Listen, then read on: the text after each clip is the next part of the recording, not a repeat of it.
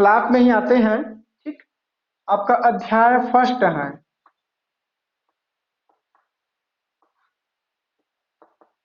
अध्याय फर्स्ट है आपका, क्या है? जीवों का विकास। जीवों का विकास। आवाज सुनाई दे रहा ना ठीक से? एक बार और बताना। जीवों का विकास। कौन सी तारीख है आज?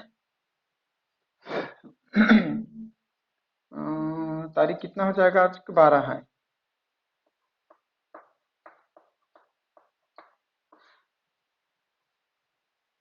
अध्याय फर्स्ट में आपका दिया है जीवों का विकास।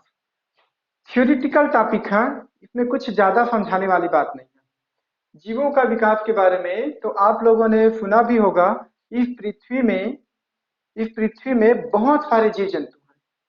आप लोग ऐसा भी सुने होंगे कि पृथ्वी में क्या है, बहुत सारे जीव जंतु हैं। लाखों करोड़ों की संख्या में जीव जंतु पाए जाते हैं। जिस इसी जीव जंतु में से बहुत सारे जीव जंतु से आप लोग परिचित भी हो और कुछ पे आप लोग परिचित नहीं हो। कुछ तो जीव जंतु ऐसे हैं कि इस पृथ्वी में भी नहीं है। पहले इस पृथ्वी में अस्तित्व में था वो जीव जंतु, लेकिन आज वो जीव जंतु इस पृथ्वी में उपस्थित नहीं है, जिसको हम सिर्फ किताबों में पढ़ने को मिलता है, लेकिन वास्तविक में वो जीव जंतु नहीं है। ऐसे जीव जंतु को विलुप्त जीव जंतु बोलते हैं। विलुप्त जीव जंतु के नाम से जाना जाता है। डायनासोर का नाम आप लोग ने सुना होगा। डायनासोर हो गया भारी विशाल का जानवर का नाम था डायनासोर। बिलासपुर में जाएंगे तो बिलासा ताल में एक डायनासोर का पार्क बना हुआ है। उसमें कुछ दिखाया है कि उसका अंडा बड़ा बड़ा था और बहुत सारा डायनासोर के वहां पे सीमेंट का बना हुआ पुतला है। तो जीवों का विकास में हम लोग डिस्कस करते हैं। तो जीवों को पृथ्वी में बहुत सारे जीव जंतु पाए जाते हैं। किसी किसी का आप लोग किसी किसी जीव जंतु से आप लोग परिचित हैं, किसी जीव जंतु से आप लोग परिचित नहीं हैं। कुछ जीव जंतु ऐसे हैं जो विलुप्त के कगार पे हैं, उसको विलुप्त प्राय जीव जंतु बोलते हैं। इन्हीं में से है एक डायनासोर। डायनासोर का नाम आप लोगों ने सुना ही होगा। हमारे भी देश में डायनासोर का अस्तित्व पाया गया। आपका कहाँ पर? जबलपुर के लमेठा घाट। किताब में दिया है, आप लोग देख लेना। जबलपुर के लमेटा घाट और नर्मदा नदी बेसिन में पाया जाता है। और क्या है? लमेटा घाट नर्मदा घाटी में। नर्मदा घाटी में ये डायनासोर का यहाँ पे क्या पाया गया? अवशेष पाया गया। अवशेष। आवाज समझ में आ रहा है? ओके, हेलो,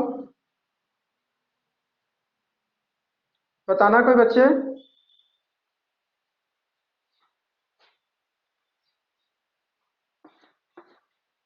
ये जो अभी क्या हो चुका है? विलुप्त हो चुका है। आवाज नहीं सुनाई दे रहा है? आप लोग कोई बताए नहीं।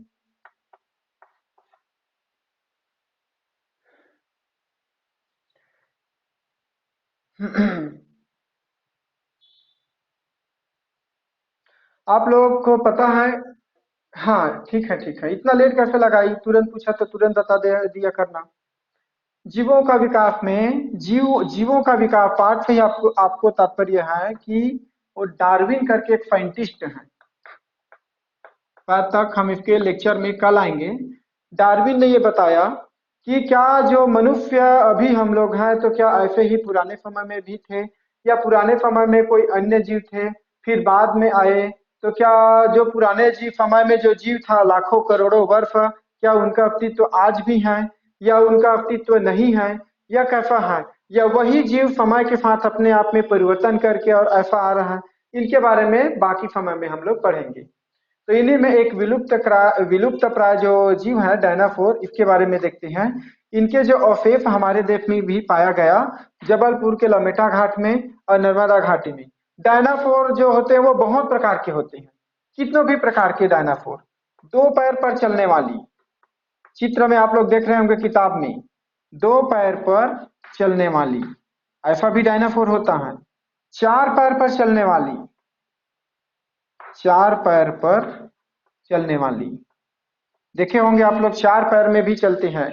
डायनाफोर करके अगर यूट्यूब में आप लोग मोबाइल में देखना तो बहुत भयानक भयानक दिखाएगा आपको। उड़ने वाली, ये डायनाफोर जो है क्या है, उड़ने वाली। और दो पैर पर चलने वाली, चार पैर पर उड़ने वाली, और क्या है, सिंग वाली। कई डायनाफिर होते हैं जिसके सिंग होता था, ये ऐसे होते थे।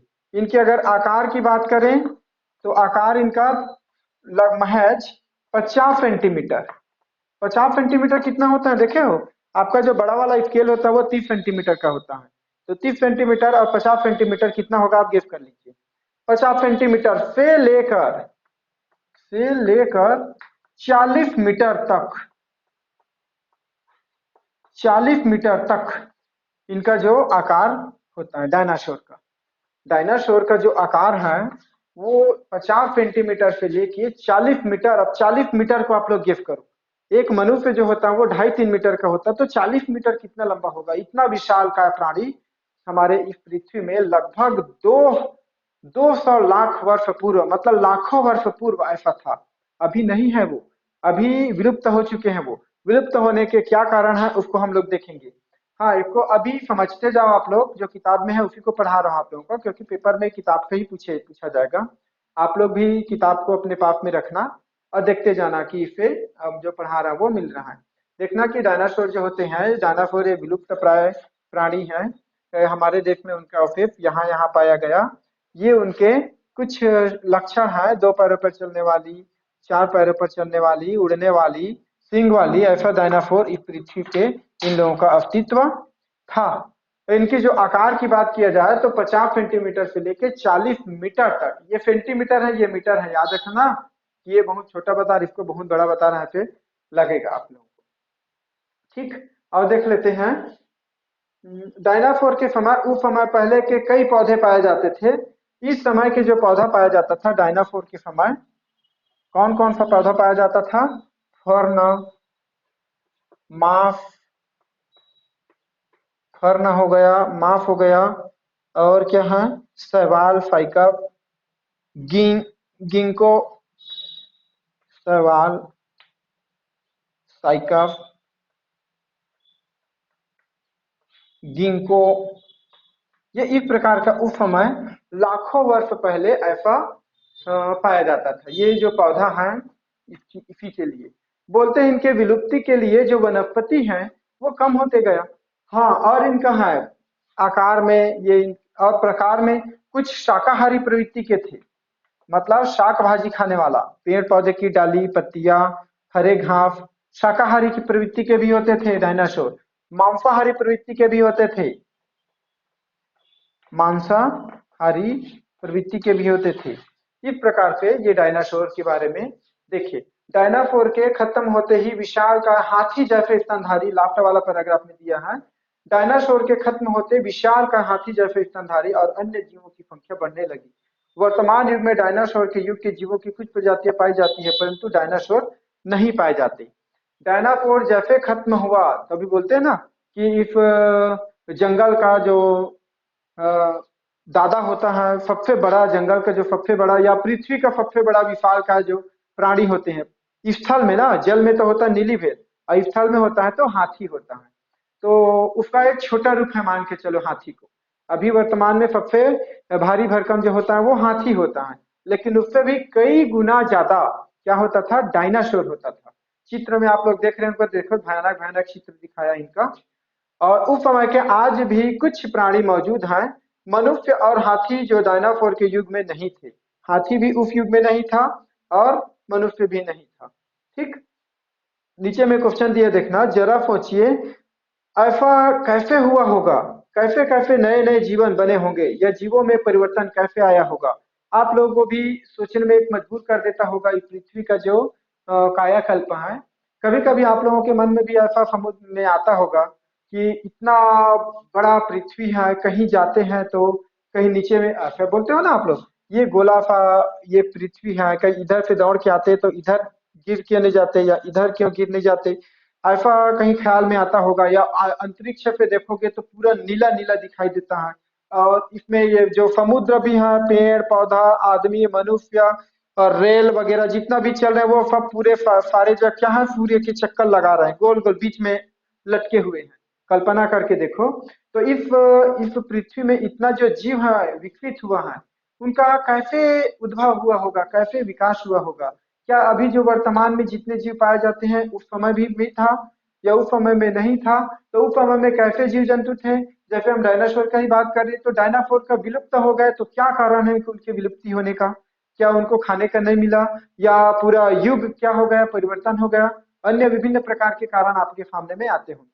देखेंगे धीरे धीरे करके, बस पढ़ते जाइए और सभी प्रकार का आपका डाउट क्लियर हो जाएगा। साइंस है तो सब चीज है, साइंस ही उस चीज को प्रूव करके दिखाता है कि ये अगर डायनासोर था पहले, है पहले था, उनका विशाल का उनके रिच जैसे वो पाया गया, उनके हड्डी पाया गया, तो वैज्ञानिक लोग उनको बताते हैं कि इनका आकार ऐसा रहा होगा, ये बहुत बड़ा, ये विशाल का था, इस प्रकार का बताते हैं। ठीक, स्क्रीन शॉट लेना चाहते हो तो आप लोग स्क्रीन शॉट ले सकते हो, बाकी मैं मिटा रहा हूँ। हाँ, 3 दिन 4 दिन में जब ये पार्ट कंप्लीट हो जाएगा तो आखिरी वाले पार्ट में हम आपको क्वेश्चन आंसर करवा देंगे। क्वेश्चन आंसर के लिए दिक्कत नहीं होगा। लास्ट में क्वेश्चन आंसर को हम एक दिन करवा देंगे। अभी सिर्फ आप समझते जाइए, किताब में जो दिया है उसको आराम से पढ़ते जाइए, साथ साथ पढ़ते जाइए और धीरे धीरे पढ़ना। पिछले वर्ष की भांति में मत रहना कि इस बार तो पेपर नहीं हुआ, सभी बच्चे पास हो गया, वो भी फर्स्ट डिवीजन के साथ में। कहीं पेपर होता तो रिजल्ट उसके जस्ट विपरीत होता।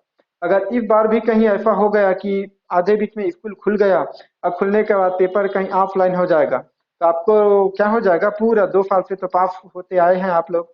8वीं भी आपका फ्री में हो गया, 9वीं भी आपका फ्री में हो गया, लेकिन 10वीं भी अब कोई कह नहीं सकते। तो इस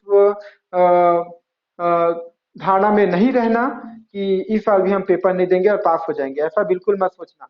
136 लोग हो आप लोग, 136 लोग पूरा पास हुए हैं 9वीं में, लेकिन मेरे पास अभी ग्रुप में जो ज्वाइन होने के लिए आए हो 18 कैंडिडेट, सिर्फ इतने कैंडिडेट आए हो, ऐप में इतने कैंडिडेट का नाम ऐड हुआ है।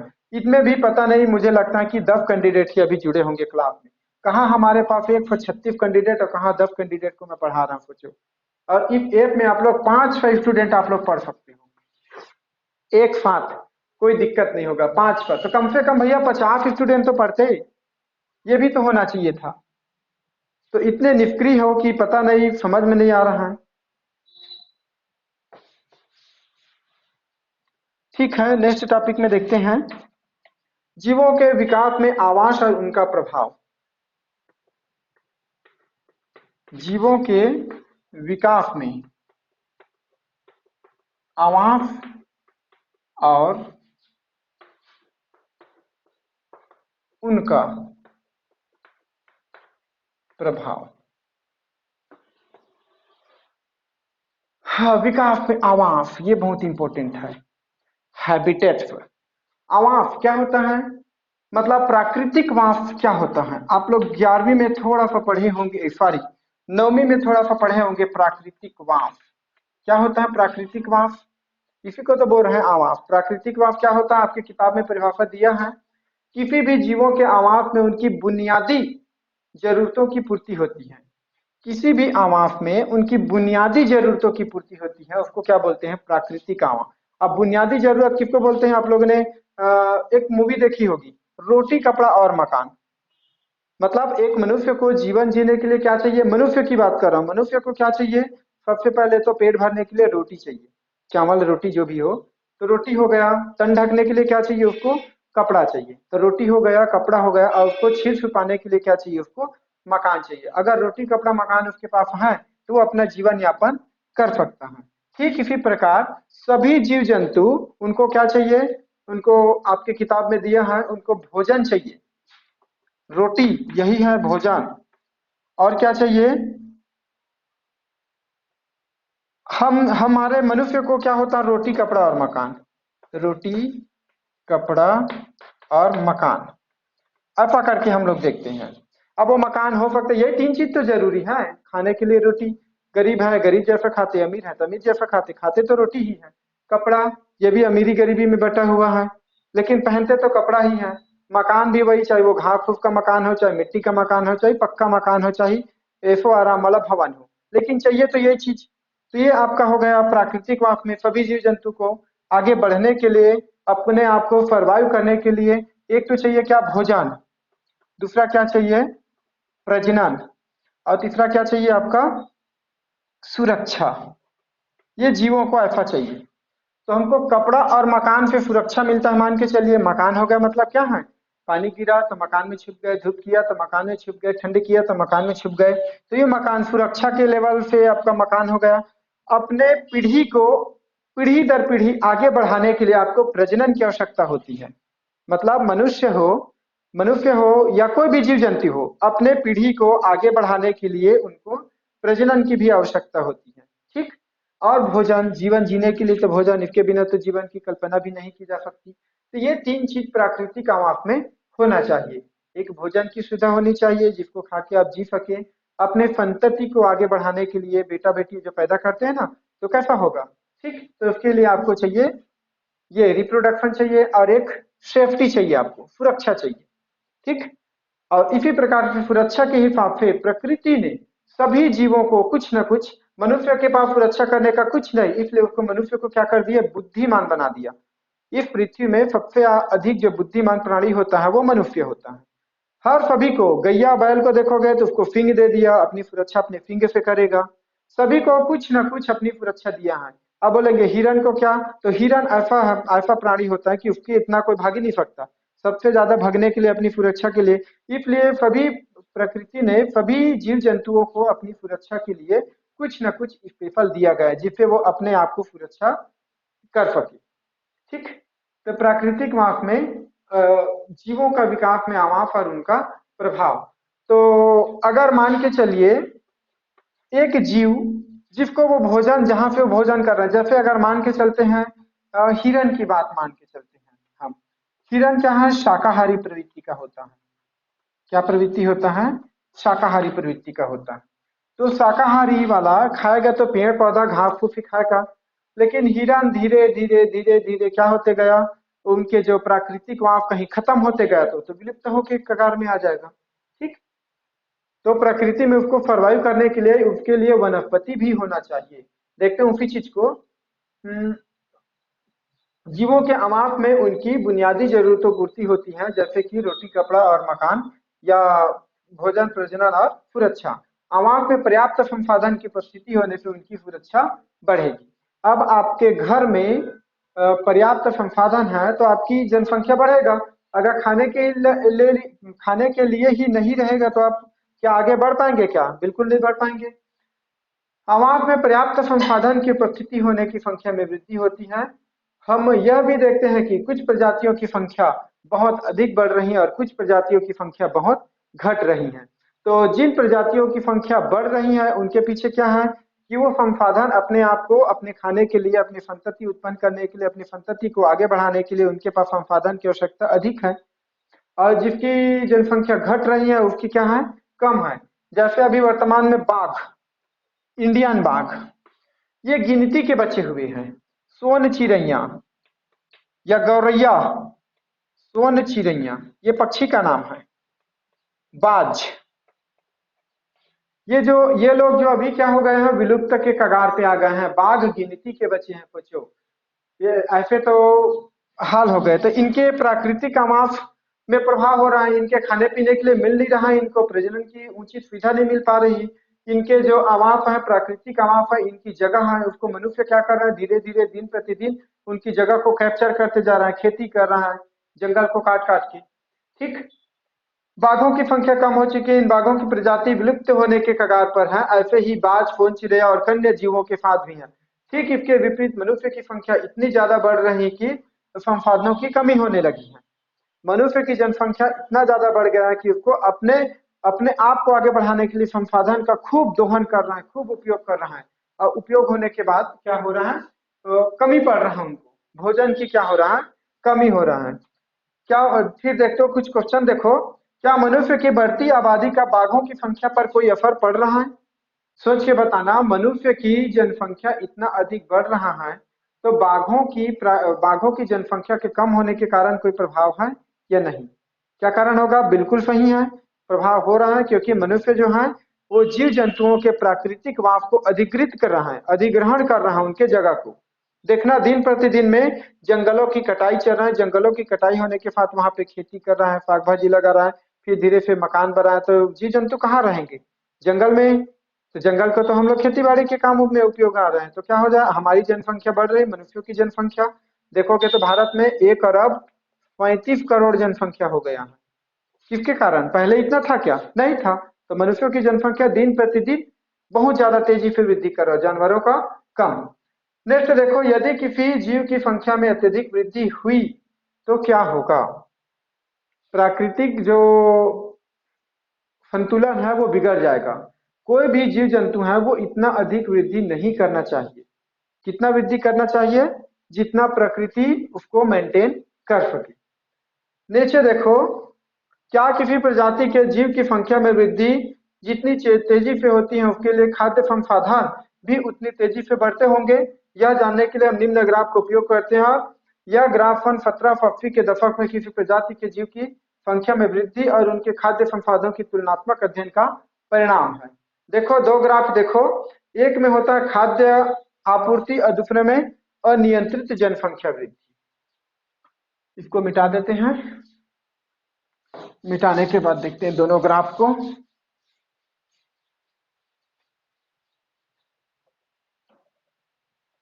एक तो दिया है खाद्य आपूर्ति और एक क्या दिया है?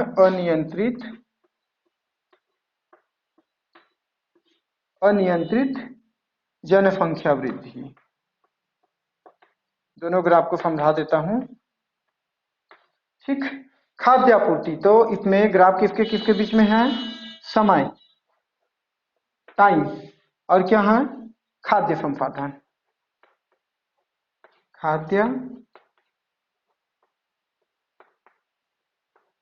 खाद्य संसाधन के बीच में ग्राफ खींचा, तो कैसा खींचा? देखो ये ऐसा खींचा है।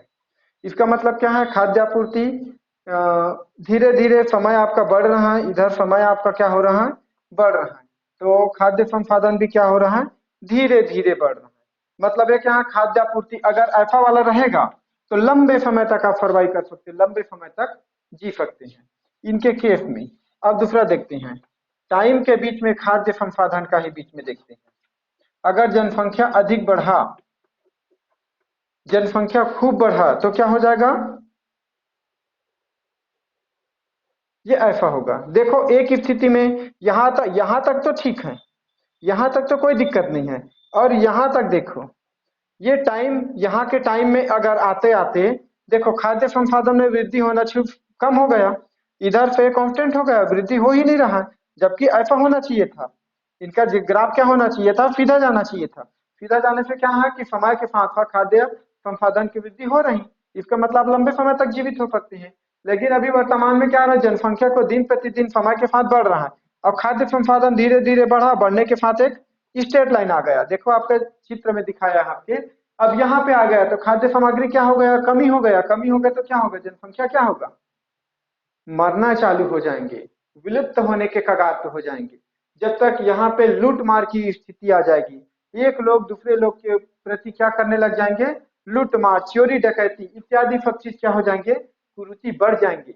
अपने आप को जीवन जीने के लिए, अपने आप को आगे बढ़ाने के लिए, सर्वाइव करने के लिए यहाँ पे ऐसा हो जाएगा। खाद्य संसाधन की वृद्धि हो ही नहीं रही और जनसंख्या बढ़ते ऊपर बढ़ते जा रहा है, तो ये समस्या हो जाएगा। फिर देखना, वैज्ञानिकों का मानना है कि जनसंख्या में यदि अनियंत्रित रूप से बढ़ोतरी होगी तो खाद्य संसाधन पर्याप्त नहीं होंगे। देखो इसी चीज को बोला है, वैज्ञानिकों ने यह बताया है कि जनसंख्या में अनियंत्रित रूप से अगर वृद्धि होगी तो खाद्य संसाधन पर्याप्त नहीं होंगे। ऐसी स्थिति में प्राकृतिक आपदा, परस्पर द्वंद्व व लड़ाई के कुछ जीव मर जाएंगे, बाकी कुछ जीव बच जाएंगे। अब इसमें क्या हो जाएगा? यहाँ के आते आते जनसंख्या तो बहुत हाई हो गया, चाहे वो मनुष्य की हो, चाहे वो किसी भी जीव जंतु की हो। ओके, चाहे मनुष्य का हो, चाहे कि वो किसी भी जीव जंतु का हो, जहां खाद्य पदार्थ की कमी पड़ा मतलब वहां आपसी द्वंद्व होगा, युद्ध होगा, लड़ाई होंगे। कुछ जीव उसमें जीतेंगे और कुछ जीव उसमें बचेंगे और कुछ जीव मर जाएंगे। इस तरह से जीवों की संख्या में वृद्धि नियंत्रित रहती है। देखो, क्या जो जीव बच गए हैं उसमें कुछ विशेषता होती हैं? बिल्कुल। क्या जो जीव बच गए हैं वो अपने आप को खाद्य संसाधन पदार्थ करने के लिए, खाद्य संसाधन का उपयोग करने के लिए सक्षम हो गए, इसलिए वो जीव बच गए। और जो सक्षम नहीं हो पाया वो क्या हो गया, मर गए या उनको मार डाला गया। दूसरा क्वेश्चन देखो, क्या जीवों पर प्रकृति का कोई प्रभाव पड़ता है? बिल्कुल सही। प्रकृति चाहे तो जीवों को सर्वाइव कर सकता है या नहीं कर सकता है। जब जब जनसंख्या कहीं का ज्यादा हो जाता है तभी तो ये प्राकृतिक आपदा आती है। सूखा, बाढ़, भूकंप, सुनामी, चक्रवात, यही सब आके और वहां की जनसंख्या को नियंत्रित कर देती हैं। ठीक। क्या डायनासोर के मृत्यु के पीछे भी ऐसा ही कुछ कारण रहा होगा? बिल्कुल सही। डायनासोर भी विलुप्त हुआ है, उसके भी रीजन यही रहा होगा कि खाद्य संसाधन की कमी रहा होगा, आपसी द्वंद्व बढ़ गया होगा, कुछ जीव बचे रहे होंगे, कुछ जीव मर गए होंगे, ऐसे ही करते करते क्या हुआ होगा, पूरा डायनासोर विलुप्त हो गया होगा। कई वैज्ञानिक इस दिशा में सोच रहे हैं, साथ ही उनके आगे कई सवाल थे कि प्रकृति में जीवों की उत्पत्ति कैसे हुई? क्या सभी जीव पृथ्वी पर उनके वर्तमान रूप में ही कहीं से डाल दिए गए हैं, या प्रकृति में जो भी जीव बच जाते हैं उसमें बदलाव आता है या विलुप्त हो जाता है? ऐसे क्वेश्चन वैज्ञानिकों के मन में उभर कर सामने आया। जैसा हमने पिछली कक्षा में पढ़ा कि कोशिकाएं पूर्ववर्ती कोशिकाओं से उत्पन्न होती है और उन्हीं कोशिकाओं से बहुकोशिकी बनते हैं। एक कोशिकी, ठीक, एक कोशिकी से ही क्या बन जाएगा, वो द्विकोशिकी, द्विकोशिकी से क्या बन जाएगा, ये बढ़ते बढ़ते बहुकोशिकी बन जाता है। क्या ऐसे विकास हुआ या नहीं हुआ? ऐसे करके देखते हैं।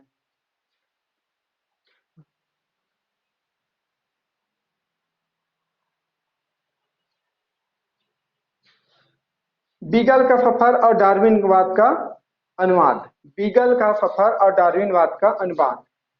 इस पृथ्वी में जीव का विकास कैसे हुआ, इसी चीज को समझाने के लिए एक प्रसिद्ध जो वैज्ञानिक हैं, डार्विन। डार्विन ने जीवों के उद्विकास का सिद्धांत दिया कि किस प्रकार। इन्होंने एक जहाज का नाम था बीगल, क्या है, जहाज का नाम है HMS बीगल, HMS बीगल।